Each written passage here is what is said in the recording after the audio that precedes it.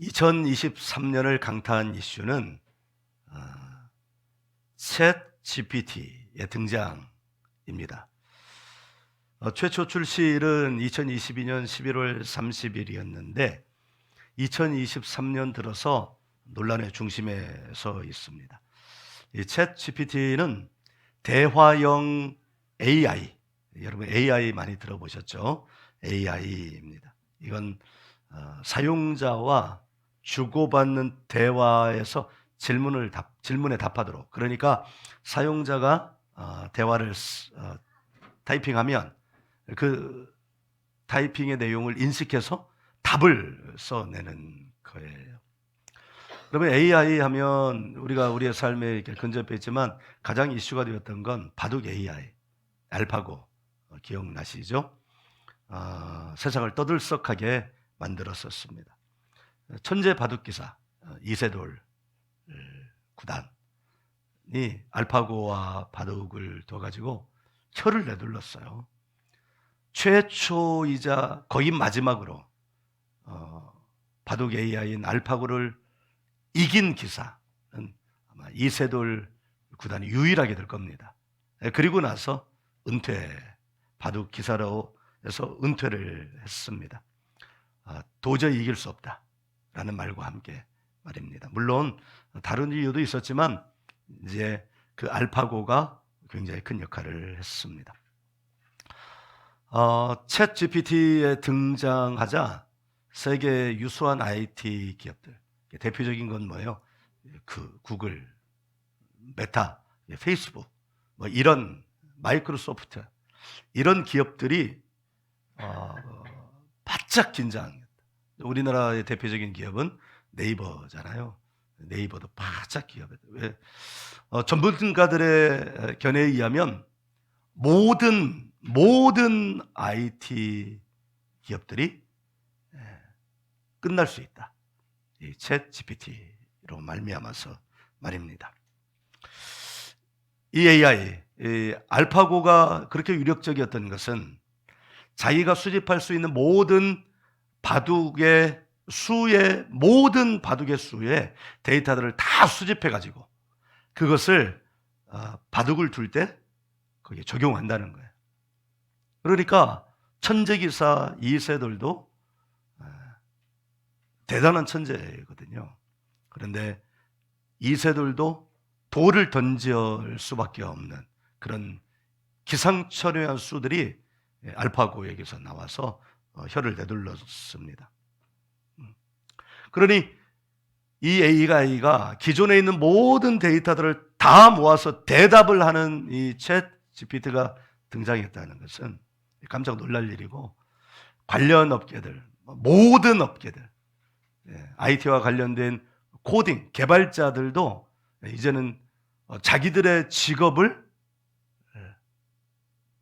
잃을 수 있다는 위기감. 저는 예전에 우리가 보통 이제 아주 오래된 용어지만 제조업계에 있는 사람들을 기름밥을 먹는다고 그래요. 저도 기름밥을 먹었던 사람인데 기름밥을 먹었던 사람들에게 공포가 있었습니다. 그것은 제조하는 이 과정들이 자동화 시스템으로 변경되면 자들의 일자리가 사라질 것이라고 하는 공포가 있었고, 그것이 교과서에도 나올 정도였습니다. 실제로 그 일이 일어나서 많은 현장에 있던 사람들이 일자리를 떠나야 했고, 최근에 대표적인 건 이제 고속도로의 톨게이트에서 이 요금 징수원들이 거의 사라졌습니다. 그러니까 이런 일들이 우리의 삶 가까이에서 일어나고 있는 겁니다. 그러니까 어제보다 오늘보다 내일이 더 많은 데이터들을 AI에게 제공하고, AI는 그 데이터들을 다 수집해서 사람들이 할 수 있는 모든 영역에 가게 되는 거예요. 요즘 자동차 업계의 화두는 뭐예요? 자율운행. 기사들이 필요 없게 되는 거예요. 그러면 운전으로 자기의 생계를 꾸렸던 사람들은 이제 없어지게 되는 거죠. 이와 같은 AI 시대는 모든 분야, 우리가 경험하는 모든 분야에 적용이 될 것입니다. 제가 오늘 말씀을 준비하면서 그럼 설교 영역에도 적용이 되겠구나. 그래가지고 오늘 본문을 챗 GPT 거기 질문에다가 썼어요. 시편 1편부터 1절에서 3절까지의 본문으로 설교문을 작성해줘. 한참 데이터를 찾고 있더군요. 그런데 아직은 설교문을 데이터로 수집을 못했는가 봐요. 아마 제가 시초가 되어서 이제 AI가 작업을 하기 시작할 것입니다. 1절하고 그 1절에 간략한 한 문장의 묵상을, 2절 간략한 한 문장의 묵상을, 3절 간략하게 한 문장의 묵상을 써놓더라고요. 그것만으로도 저는 충격을 좀 받았습니다. 챗 GPT가 반복적으로 데이터를 모집합니다. 반복적으로. 단순하게, 반복적으로, 그리고 지속적으로 데이터를 모집합니다. 시간이 흐를수록 그 양은 방대해지고 대답하는 질문이 없을 만큼 모든 것에 대하여 대응을 하게 될 것입니다. 저는 이 챗 GPT를 보면서 창세기 11장의 바벨탑을 떠올렸습니다. 바벨탑은 모든 사람들을 모으자는 거예요. 챗 GPT는 모든 것에 대한 대답을 하자는 거예요. 모든 것에 대하여. 노아 6장 5절에는 하나님이 이렇게 말씀하십니다. 5절인가요? 몇 절인지 갑자기 생각이 안 납니다. 그러나 이 말씀이 있어요. 사람이 그 마음에 생각하는 것보다 생각하고 상상하는 것이 모든 생각과 상상이 악하다. 악할 뿐임을 아시고. 우리나라에 이 돌아가신 신학자 한 분은 기술이 발달하면 발달할수록 하나님을 배역하게 되고 기술이 궁극에까지 이르게 되면 그때 주님이 오실 것이다. 챗 GPT를 보면서 저는 그 말씀이 생각이 났습니다. 모든 것을 모아. 모든 것을 모아. 우리가 선하게 여겨진다고 하는 것만 모으는 게 아니에요. 범죄의 데이터도 모으는 거예요. 범죄자는 더 지능적이 될 것입니다. 세상을 선하게 하고자 하는 사람들을 위한 데이터도 모아지지만 세상을 악하게 하려고 하는 사람들의 데이터도 모아져. 모든 게 모아지는 그런 시대를 우리가 살고 있습니다. 기술은 점점 발달해서 신의 영역에까지 이르게 될 겁니다. 그것이 인간이 가지고 있는 욕망입니다. 스스로 신의 영역에까지 다다르기를 원하는 거죠. 그렇다면 이 AI의 시대를 살고 있는 인공지능이라는 말이죠. 이게 SF 영화에만 나오는 것인 줄 알았는데 이제는 우리 삶의 영역, 로봇도 이미 있으니 거기에 AI가 장착이 되면 사람 이상의 것이 되고 말 것입니다. 그렇다면 이 AI 시대를 살아가는 여러분이 원하는 것은 무엇입니까? 이 질문에 대답해야 합니다. 우리는. 그렇지 않으면 여러분의 삶은, 우리의 삶은 한낱 부품처럼 소모되는 인생, 쓰고 버려지는 인생이 되고 맙니다.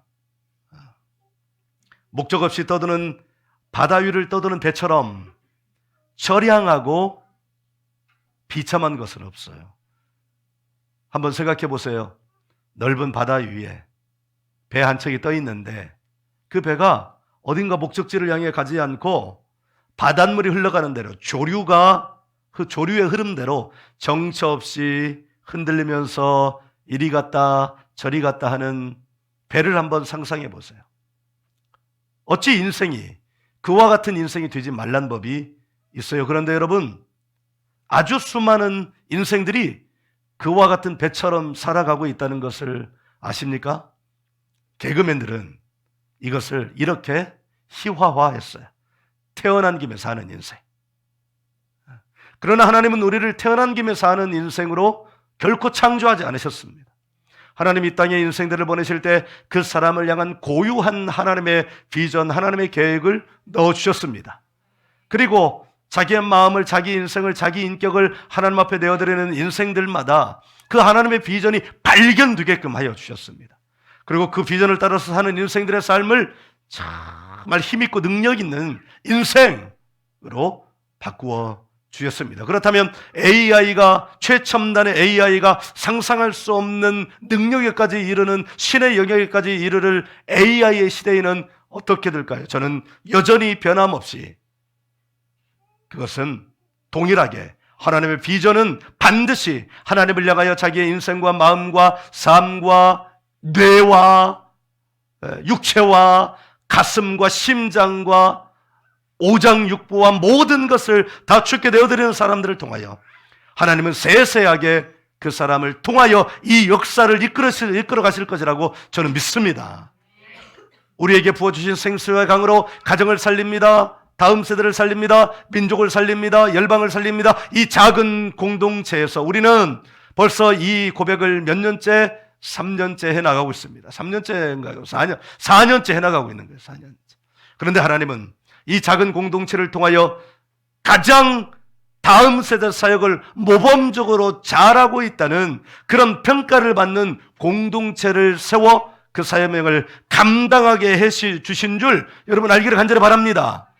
여러분, 배 위에 정처 없이 떠다니는 인생을, 물 위에 떠다니는 배와 같은 인생을 우리는 부평초 같은 인생이라고 말합니다. 부평초를 제가 찾아봤습니다. 부평초는 다른 이름이 있더라고요. 개구리밥. 혹시 여러분 가운데 개구리밥이 뭔지 아시는 분 계세요? 네. 아시는구나. 네, 개구리밥은 이게 봄에 주로 많이 볼 수 있습니다. 겨우내 동안 얼었던 그 땅이 녹으면서 논이나 이게 고여있는 물 같은데 아주 작게 이렇게 동그라미처럼 이렇게 녹색 풀이 이렇게 떠 있는 거, 그게 부평초입니다. 지금 여러분은 무엇을 원하면서 이 시대를 살아가고 있습니까? 오늘 우리가 읽은 시편 1편은 복 있는 사람이라는 대전제로 시작하죠. 여러분은 복 있는 사람이 되기를 원합니까? 복 없는 사람이 되기를 원합니까? 예수 믿는 사람이나 예수 믿지 않는 사람들이나 복 싫어하는 사람이 없습니다. 시편 1편은 대전제, 복 있는 사람은 인간 존재의 가장 정확하게 파악한 언어, 예수 믿는 사람이나 예수 믿지 않는 사람이나 이 세상을 선하게 만들고자 하는 사람이나 범죄자나 복 싫어하는 사람은 없습니다. 인생을 완전히 포기하고 자신이 없이 사람들이나 나는 복이나 복 같은 건 나하고는 관계없어. 그러나 그의 내면을 깊숙이 들어가면 그도 복을 원하는 사람입니다. 모든 사람은 복 받기를 원하죠. bless, 서양에서 가장 좋은 인사 God bless you. 예수를 믿는 사람이나 안 믿는 사람이나 하나님을 믿는 사람이나 안 믿는 사람이나 God이라고 하는 이 신이라고 하는, 우리는 그를 하나님이라고 하지만 예수 안 믿는 사람은 God이 하나님이지만 예수 안 믿는 사람들은, 하나님을 안 믿는 사람들은 God이 그냥 신이에요. 천지신명할 때 그 신이에요. 그 신이 우리에게 복 주시기를 원하는, 그게 God bless you입니다. 최고의 인사예요. 우리의 인사는 뭐예요? 새해 복 많이 받으세요. 새해 첫날,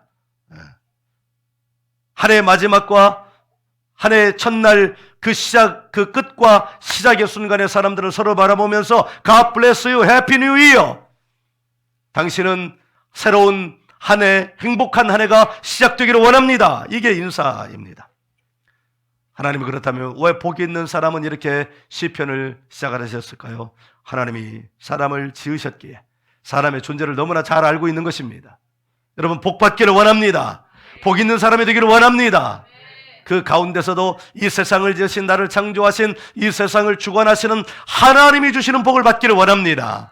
그런데 어떤 것의 개념, 어떤 것의 정체성을 분명히 알기 위해서는 그것이 아닌 것을 먼저 소명하면 그것이 무엇인지를 더 정확하게 깨달을 수 있습니다. 복 있는 사람은 어떤 사람일까요? 그럼 복이 있지 않은 사람, 복이 없는 사람이 누구냐를 먼저 알면 복 있는 사람이 어떤 사람인지를 더 정확하게 알 수 있습니다. 복 있는 사람은, 이 말은 복 없는 사람. 그러나 말씀대로만 한번 보도록 하겠습니다. 복 있는 사람은 어떤 사람이에요? 악인들의 꾀를 따르지 않고 죄인들의 길을 서지 않고 오만한 자의 자리에 앉습니다. 그렇다면 어떤 사람이 복 있는 사람이에요? 어떤 사람이 복 있는 사람? 함께 읽어봐요. 2절 시작. 오직 여호와의 율법을 즐거워하여 그의 율법을 주야로 묵상하는 자로다. 아멘. 그렇다면 악인이 누굽니까? 악인. 나는 사람에게 사기를 안 쳐서 악인이 아니에요? 나는 사람을 죽이지 않아서 악인이 아니에요? 나는 누군가 앞에서 콧대를 높이지 않아서 오만한 사람이 아니에요? 성경은 말하죠. 어떤 사람이 악인이냐?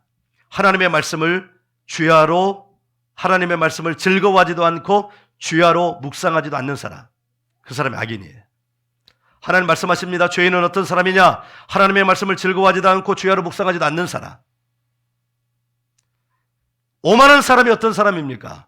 하나님의 말씀을 즐거워하지도 않고 주야로 묵상하지도 않는 사람입니다. 여러분 아멘이신가요? 네, 아멘 하세요. 네, 버텨봐요. 소용이 없어요. 네, 인정하세요. 하나님이 말씀하십니다. 악인이 누구냐? 악한 짓을 저질러서 악인이, 그건 우리가 말하죠. 예. 요새는 이제 우리 어른들도 이를 알아들어요. 빼박. 빼지도 박지도 못하는 너무나 분명한 거. 빼박. 악인이 누구냐고요? 하나님의 말씀을 즐거워하지 않는 사람, 악인이에요. 주야로 묵상하지 않는 사람, 악인이에요. 누가 죄인이에요? 하나님의 말씀 즐거워하지 않는 사람. 얼굴 보면 저 사람이 뭔가를 즐거워하고 있구나, 안 즐거워하고 있구나 드러나잖아요. 서로를 보면서 한번 검증해 보십시다. 둘씩 아니면 세 분 한번 보세요. 저 얼굴을 보면 뭔가 즐거운가 즐겁지 않은가. 이제 바라볼 때 꼭 고개를 확 돌려서 정면으로 보십시오. 옆으로 보면 이렇게 보는 거예요. 결코 째려보지 마시고요. 여러분, 그 사람이 뭔가를 즐거워하고 하는 것은 그 사람의 삶에 나타나게 돼 있습니다. 하나님의 말씀을 대하면서 즐거워하지 않는 사람, 즐거워하는 모습이 보이지 않는 사람, 하나님은 그 사람을 규정하십니다. 악인, 죄인, 오만한 자. 하나님은 여기서 악인, 다른 사람을 해코지 하는 사람, 죄인, 다른 사람을 죽인 사람, 오만한 사람, 콧대가 높은 사람, 이렇게 표현하지 않습니다. 만일 그런 사람들이 하나님의 생각하시는 악인이었다면, 죄인이었다면, 오만한 사람이었다면 그렇게 말씀하셨을 것입니다. 그러나 하나님은 하나님의 말씀을 즐거워하지 않고 주야로 묵상하지 않는 사람, 이 사람이 악인이요 죄인이요 오만한 사람이라고 말씀합니다. 그러나 핵심은 거기에 있지 않습니다. 핵심은 주야로입니다. 낮주 밤이야. 낮과 밤을 의미합니다. 이게 무슨 말일까요? 반복적 행동이죠. 또 무엇을 반복하는 겁니까? 하나님의 말씀입니다. 다른 것, 복잡하게, 이 세상에 복잡하다는 것, AI는 기계입니다. 사람이 아닙니다. 만일 사람이 AI처럼 모든 정보와 지식을 습득하려고 하면 그 사람은 미쳐버립니다. 사람이요, 모든 것에 반응하려면 그 사람은 미쳐버리고 말합니다. 사람은 그렇게 창조되어 있지 않습니다. 하나님은 단순한 존재로 지어졌습니다. 그래서 여러분, 자기 개발의 베스트셀러의 상위에 드는 책 제목들을, 그 컨셉들을, 개념들을 정리하면 그것은 어떤 단어가 나오는지 아세요, 여러분? 단순이요, 단순. 실제로 10여 년 전에 베스트셀러, 초베스트셀러 가운데 한 책의 이름은, 제목은 단순하게 살자, 단순하게 살자 였습니다. 무엇을 반복하는 거예요? 하나님의 말씀을 복잡하지 않고 단순하게. 그러니까 이 주야로 안에는 반복적 개념과 지속적 개념이 들어있고, 그럼 무엇을 반복하고 무엇을 지속하는 거예요? 그 앞에 하나님의 말씀, 여호와의 율법, 하나님의 말씀을 단순 반복 지속함으로 즐거워하고 묵상하라는 거예요. 단순하게 하나님의 말씀을 반복, 단속, 지속적으로 즐거워하십시오.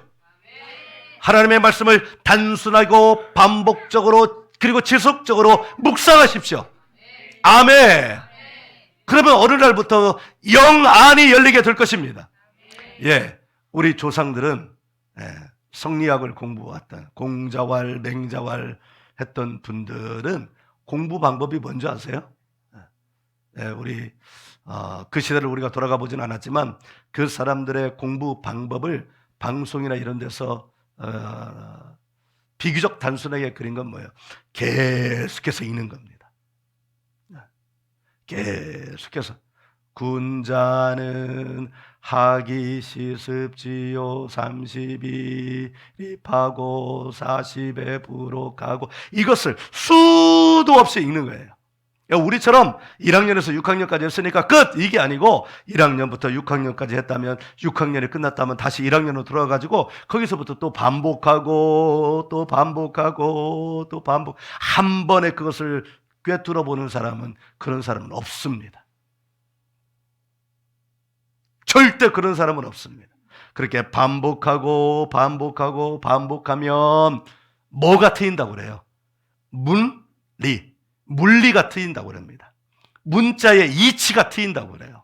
그래서 거기서 이제 자기만의 독특한 철학, 삶의 원리들이 나오는 거예요. 근데 어떻게 한다고요? 처음부터 계속 반복하는 거예요.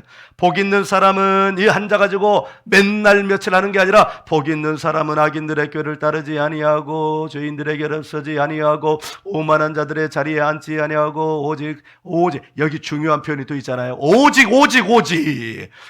여호와의 말씀을 즐거워하며 그의 율법을 주야로 묵상하는도다. 그는 시냇가에 심은 나무가 철을 따라 열매를 맺으며 그 잎사귀가 마르지 아니함 같으니 그가 하는 모든 일이 다 형통하리로다.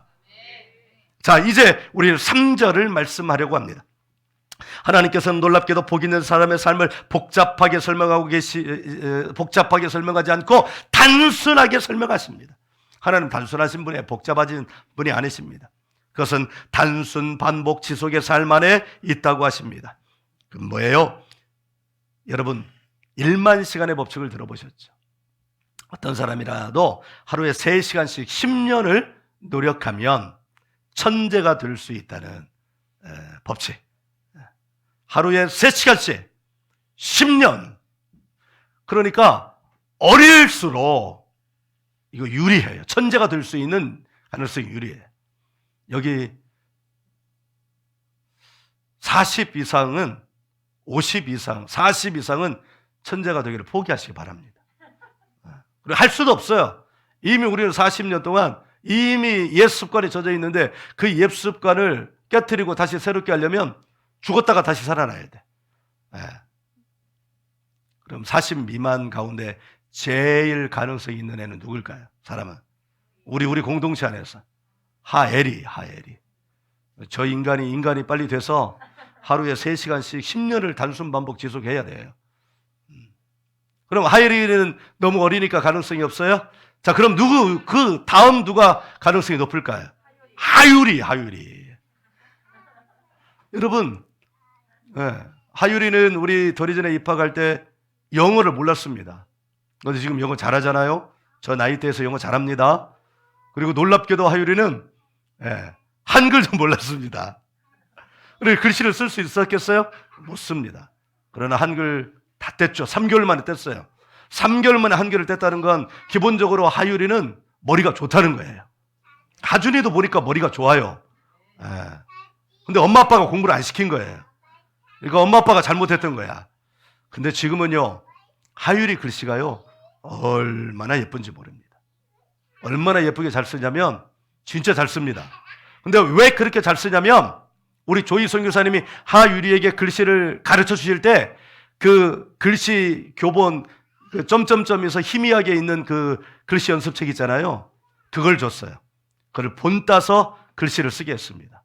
하율이는요, 가장 글씨가 예쁩니다.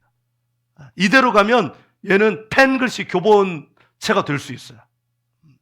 어떻게 해요? 근데 어떻게 그렇게 됐어요? 단순, 반복, 지식하는 거예요. 지속하는 거예요. 단순, 반복, 지속. 얼마나 우리가 훈련을 시켰는데, 하율이 7살에 들어왔는데, 와. 그러니까 하율이는 기본적으로 너무 괜찮은 아이예요. 아파가지고 못 온 날을 빼고는 안 온 날이 없어요. 늦잠 자가지고 늦게 온 날 빼고는 결석한 날이 없어요. 오늘 가지 마라 힘드니까 아니야 갈 거야 하고 꾸역꾸역 나왔어요. 하율이는 괜찮은 친구입니다. 근데 또 이런 법칙도 있더라고요. 언제 1만 시간의 법칙대로 하냐? 그러니까 그래서 어떤 사람은 20시간의 법칙을 주장하는 사람도 있습니다.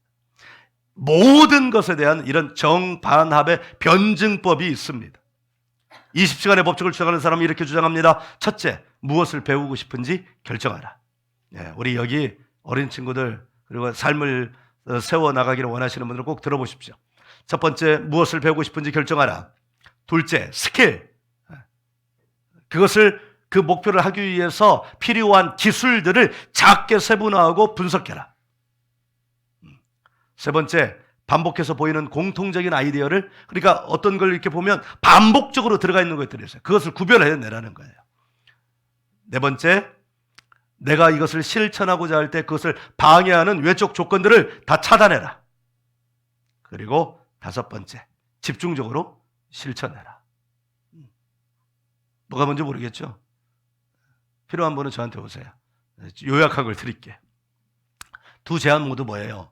이 두 가지, 1만 시간의 법칙, 20시간의 법칙의 공통점이 뭡니까? 단순 반복 지속이. 단순 반복 지속. 단순 반복 지속. 오늘 본문은 놀랍게도 1절과 2절의 결과까지도 말씀해주고 있습니다. 함께 읽습니다. 3절이요. 함께요. 시작.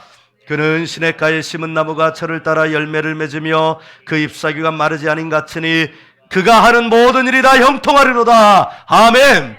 거기다 빗줄 그으세요. 그가 하는 모든 일이 다 형통하리로다. 하나님은요, 정말 모든 것에 하나님이신 것이 분명합니다. 하나님은 모든 것에 전능하신 하나님의 것이 분명합니다. 왜요? 하나님의 말씀은 어떤 명사형, 어떤 추구하는 것 앞에 반드시 그것을 수식하는 언어들을 이렇게 표현합니다. 모든, 다, 할렐루야. 내게 속한 것과 속하지 않은 모든 것의 다가 아니라 지금 나에게 주신 하나님의 비전의 모든 것의 다가 어떻게 된다는 거예요? 형통한다는 거예요. 어떻게 해요? 단순, 반복, 지속. 무엇을? 하나님의 말씀을. 하나님은 스킬을 가르쳐 주시는 분이 아닙니다. 하나님은 원리와 능력을 가르쳐 주시는 분입니다. 디모데후서 1장 7절에서 하나님 바울 사도를 통해서 자기가 영 안에서 낳은 아들 디모데를 향하여 이렇게 말씀합니다. 하나님이 우리에게 주신 것은 두려워하는 마음이 아니 오직 능력과 사랑과 절제하는 마음이니, 능력은 뭐예요? 단순 반복 지속하는 능력을 모든 사람에게 주셨어요. 근데 자기 개발서에 사람들이 공통적으로 말하는 게 뭐 단순 반복 지속이에요. 근데 왜 그 사람들은 공통적으로 말할까요? 그것이 하나님이 주신 법칙이기 때문입니다. 자기들이 연구하고 또 연구하고 살피고 또 살피고 또 살피고 또 살펴보니 이것에서 벗어날 수 없는 거예요. 단순하게 반복적으로 지속하는 길 외에는 자기가 전문가가 될 수 없다는 그것을. 이 설교자도 마찬가지입니다. 처음부터 이렇게 설교를 잘 했을까요? 왜 동의를 안 하십니까? 다시 기회를 드릴게요. 저는 처음부터 이렇게 설교를 잘했을까요? 아니에요. 제 첫 설교의 시간은 제가 신학교 가기 전에, 군대 가기 전에 22살 때였는데, 그때 제가 청년회장을 했어요. 하나님은 없다고 선언해 나갔는데 전도를 받아가지고 교회를 가서 교회를 다니기만 했는데 청년회장이 됐어요. 난 그때 믿음도 없었어요. 근데 청년회장이 됐어요. 믿음 없이도 청년회장이 될 수 있다는 것을 여러분 알기를 바랍니다. 청년회장이라니까 그때 30대 초반에 전도사님께서 청년 사역을 하시면서 회장이니까 설교를 하라 그래요. 와, 설교를 한다고 준비한다고 하긴 했는데 뭘 준비를 했겠어요, 제가. 그러니까 이상한 소리만 나불대다가, 예, 그 자리에서 도망갔는지 아니면 어쩌다가 끝냈는지 기억도 안 나요. 제 머릿속에서 사라졌어요. 얼마나 부끄러운 기억인지. 제 첫 설교는 그렇게 부끄럽게 시작하고 부끄럽게 끝났습니다. 그런데 하나님은 저에게 다시 기회를 주셨어요. 하나님이 저를 만나주시고 그 설교를 잘할 수 있는 기회를 주셨어요. 어디로 저를 보내셨어요? 신학교로 보내셨어요. 단순하게 반복하고 한 번, 두 번 하고 끝난 게 아니라 지속적으로 반복하니까 설교를 이렇게 잘 대답을 안 하시는 분들은 나하고 한 마음이 안 되시는구나. 난 설교를 잘한다고 생각하고 있는데 나는 착한 목사니까 다시 한번 기회를. 제가 수십 년 동안 단순하고 반복적으로 지속하니까 이제 이렇게 설교를 잘 하는 목사가 되었습니다. 할렐루야. 네, 인정하고 싶지 않아도 인정하세요. 네. 하나님 말씀하십니다. 하나님께서 제시하시는 단순 반복 지속의 삶의 결과는 여기 보세요. 그가 하는 모든 일이 다 형통하리로다. 근데 어떤 사람이 여기에 부인하네요. 해보지도 않고 하는 사람이 부인합니다. 이 말씀대로 될 것이라는 것을 해보지도 않고 자기는 단순하게 반복하지도 않고 지속하지도 않는 사람은 그러나 저와 같이 하나님의 말씀을 들고 단순하고 반복하고 지속적으로 이 사명을 감당해왔던 저는 하나님의 이 말씀 그가 하는 모든 일이 다 형통하리로다는 이 말씀이 진리인 줄 저는 믿습니다. 우리 더 어리전 미니트리요 단순 반복 지속으로 우리는 한 주 동안에 우리가 늘 했던 거 단순하고 반복적으로 지속적으로 아이들에게 우리의 태도는 반듯해야 된다. 반듯하게 자세의 정좌, 표정의 전좌, 시선의 정좌를 해야 된다. 이렇게 가르쳤는데 일주일 만에 엄마가 그 강렬한 눈빛, 그 안광에서 뿜어져 나오는 그 빛이요 강렬해요. 근데 그 빛이 밝은 빛이 아니고 여러분 안광에서 나오는 탁한 빛 있잖아요. 어두운 빛 있잖아요. 그 어두운 빛이에요. 어두운 빛. 그 눈빛에서 반드시 그 탁하고 어두운 것을 뽑아내고야 말리라. 내가 하는 건 아니에요. 우리 하나님이 아시는 거죠. 근데 일주일 만에 엄마는 하는 거야. 엄마는. 그 녀석이 엄마를 얼마나 어둡고 탁하게 째려봤는지 엄마는 하는 거야. 저를 볼 때도 이러더라고. 눈도 또 커요. 눈도 동그래가지고 막 이만해요. 이만해. 그 눈빛으로 나를 바라보는데 내가 지겠어요? 내가 이기죠. 다행히 내 눈은 안 크고 내 눈빛이 어떻게 보이는지 걔는 못 봐요. 눈이 작으니까. 눈에 볼 때 이렇게 보는. 걔는 막 크게 보고. 누가 이기겠어요? 내가 이기지. 걔는 반드시 변화될 것입니다. 아멘. 왜? 우리는 단순한 게 반복적으로 지속적으로 하나님의 앞에서 우리의 태도를 가르치기 때문입니다. 그럴 때 하나님은 약속하셔요. 이 말씀 너무 잘 밑줄 그었어요. 오실 때 이제 앞으로 오실 때는 형광펜을 가지고 오셔요. 그 말씀에는 항상 우리가 밑줄을 그어야 될 말씀이 있어요. 오늘 그어야 될 말씀은 주야로요. 두 번째는 그가 하는 모든 일이 다, 모든과 다가 이렇게 해서 겹쳐서 하나님 말씀하시는 거예요. 너가 하는 모든 일이 어떤 것은 형통하고 어떤 것은 형통하지 않은 거라 전부 다 형통하리라. 아멘. 근데 어떤 사람은 기복신앙인 줄 아세요? 그 앞에 주야로 이걸 빼놓고요. 그가 하는 모든 일이 다 형통하리라. 이것만 붙들고 있으면 기복신앙인 거예요. 그리고 어떤 사람은 원망하는 줄 아세요? 앞으로 주야로 이건 빼놓고 그가 하는 모든 일이 다 형통하리다 이것만 붙잡고 있는 사람은 100% 원망하게 됩니다. 앞에 주야로가 없는데 어떻게 그가 하는 모든 일이 다 형통하겠어요? 안 돼요. 안 돼. 반드시 뭐가 있어야 되는 거예요? 주야로가 있어야 되는 거예요. 주야로. 아멘. 주야로라는 말은 뭐 어떤 게 단순 반복 지속이라는 단순. 따라해 봅시다. 단순 반복 지속. 단순 반복 지속. 단순 반복 지속.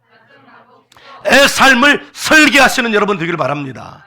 아멘. 2023년은 내 인생에 하나님의 말씀뿐만 아니라 그 하나님의 말씀을 단순 반복 지속적으로 주야로 묵상하면 하나님 반드시 하나님의 지혜를 주십니다. 왜요? 우리 조상들 성리학 공부했던 분들의 말대로 물리가 트이고 들어보셨을 거예요. 물리가 트인다. 물리가. 이게 영적으로 말하면 하나님 나라 하나님 말씀하는 보면 하늘의 문이 열리는 거예요. 하늘의 문이.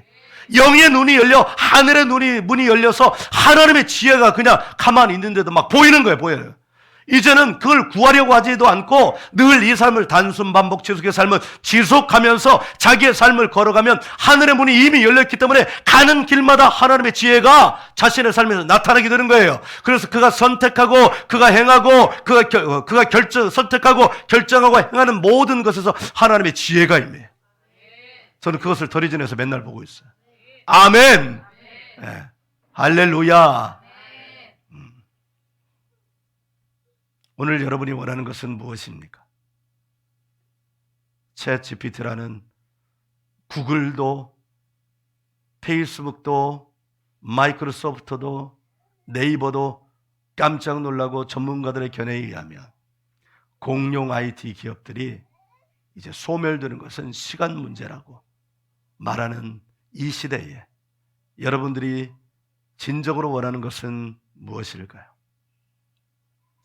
그리고 그것을 이루기 위해서 여러분은 어떻게 하고 있습니까? 그리고 그것은 여러분의 삶에 여러분이 정말로 해야 할 것입니까?